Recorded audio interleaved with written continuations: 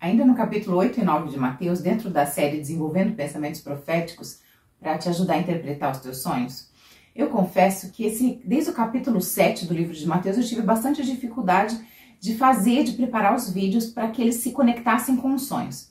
Mas quando a gente está na presença de Deus, é uma coisa incrível, porque daí eu fiz o primeiro vídeo falando do número 7, depois eu consegui fazer a conexão do sonho com o texto do capítulo 8 no capítulo 9, que eu achei que ficou fantástico. E quando eu ia continuar estudando, seguindo para frente, o Espírito Santo me falava, não, tem mais coisa que eu quero te revelar aqui. Então é o terceiro vídeo que eu estou fazendo sobre o capítulo 8 e sobre o capítulo 9.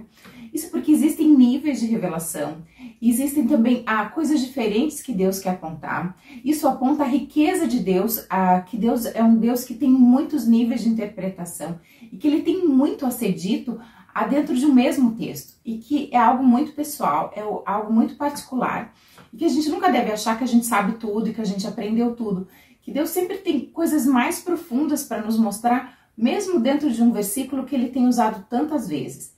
Então assim, eu queria passar para frente, mas eu me senti incomodada pelo Espírito de Deus a eu continuar estudando o capítulo 8 e o capítulo 9, que existiam outras coisas que Deus queria me mostrar. E obedecendo seguir essa direção de Deus, eu vi e estou fazendo o terceiro vídeo dentro desses dois capítulos, capítulo 8 e o capítulo 9 de Mateus, que eu tive tanta dificuldade a princípio para fazer essa relação com o sonho.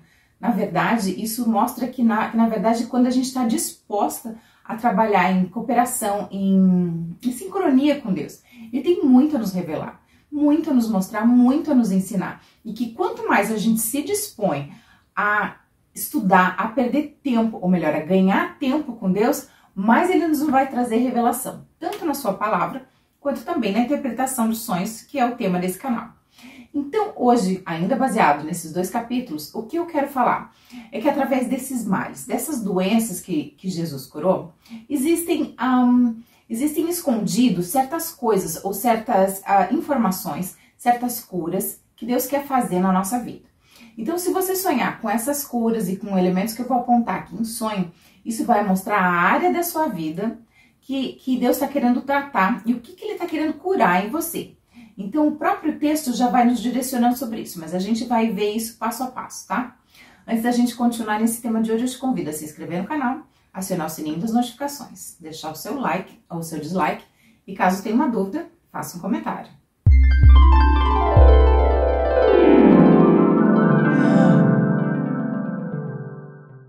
O que está acontecendo aqui nesses capítulos são várias curas.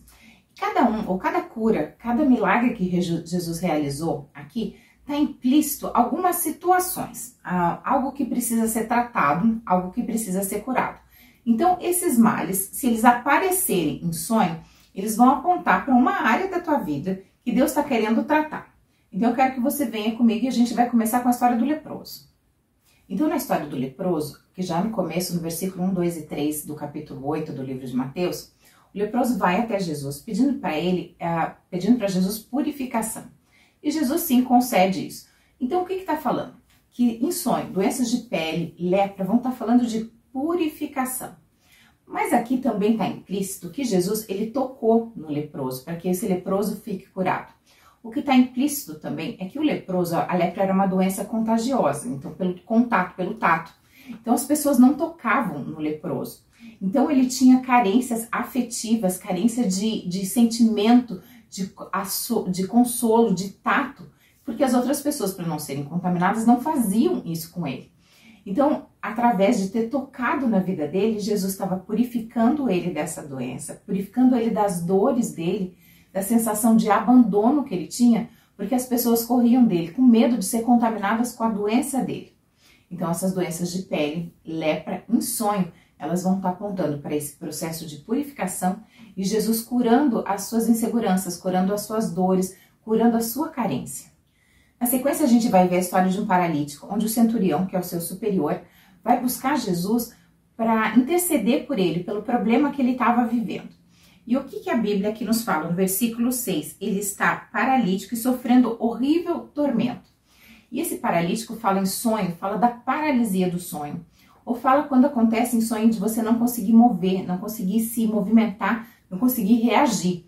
isso fica paralisado. Isso está falando de um ataque demoníaco.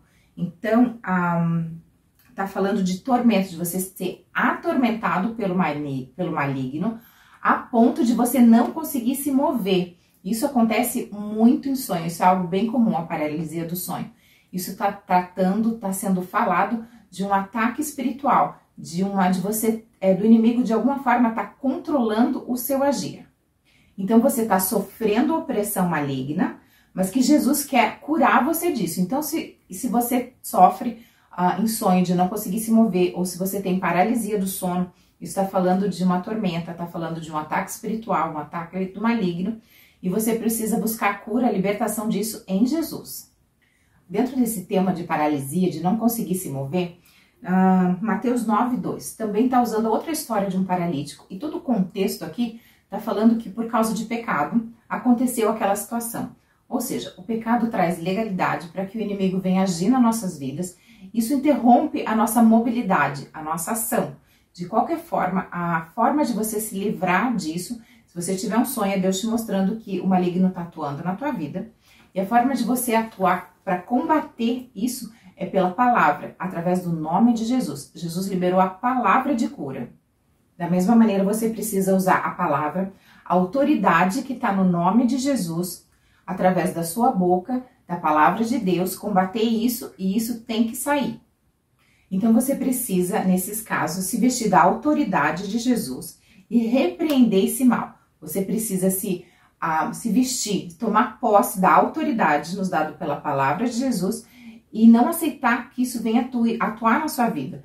Jesus, ele está disposto a nos perdoar, se caso seja um erro, mas seja como for, a brecha que tenha acontecido, que esteja paralisando a sua vida, a autoridade está na palavra de Jesus dada a nós.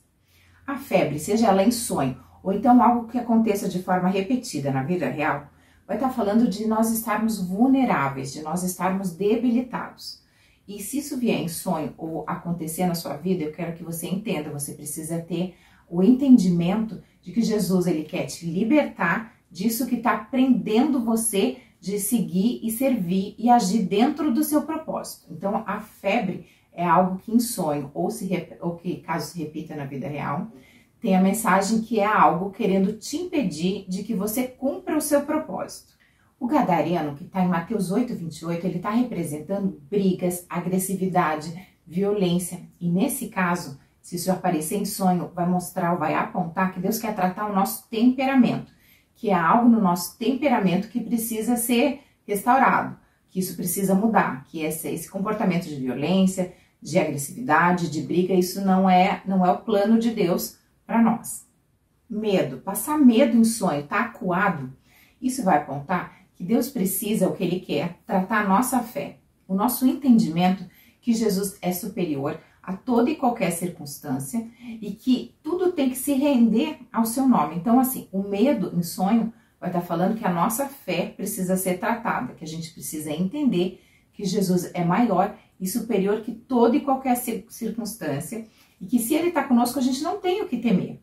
A morte em sonho, ela vai falar do final de um ciclo, mas nesse caso aqui, o que está sendo falado é que é uma ação do inimigo para tirar o teu propósito, o inimigo agindo na tua vida de tal forma que ele tá tirando você do propósito de Deus para sua vida.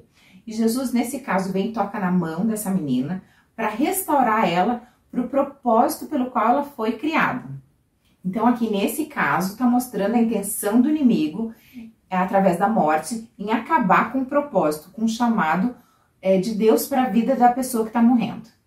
A morte também pode falar em sonho de torpor, de alguém que de alguma maneira não consegue ver, não consegue enxergar o mover de Deus.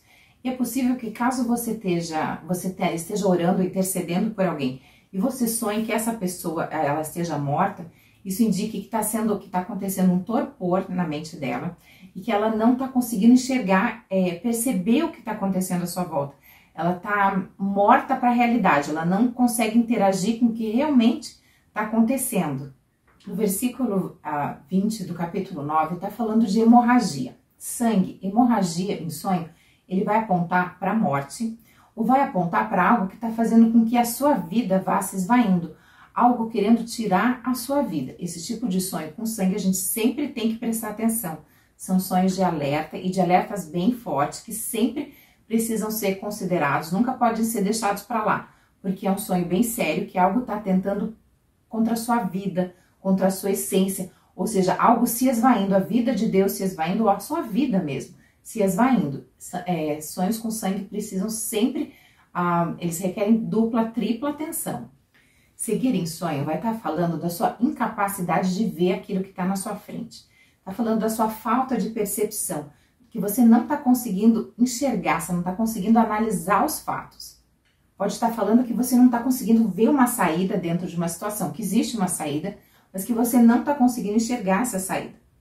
Mas os olhos também estão altamente conectados ao dom profético. Então pode estar falando que Deus tem um chamado na sua vida para esse dom, mas que de alguma forma você não está operando nele. Então a cegueira também pode apontar para os dons proféticos, assim também como a falta de audição aponta para os dons proféticos. Mudez ou dificuldade da fala em sonho vai falar de um chamado pastoral, talvez um chamado evangelístico, ou então está falando de algum propósito relacionado à fala na sua vida. E que de alguma forma você não está operando dentro desse propósito, dentro desse chamado. Que você precisa de alguma forma se ver livre disso que está atrapalhando, que isso está cerceando, que está impedindo a sua fala, a sua voz de ser ouvida. E geralmente isso tem relação ao propósito, tá? Aquilo que Deus te chamou para fazer. Porque a fala é uma parte muito importante dos nossos sentidos e das nossas funções.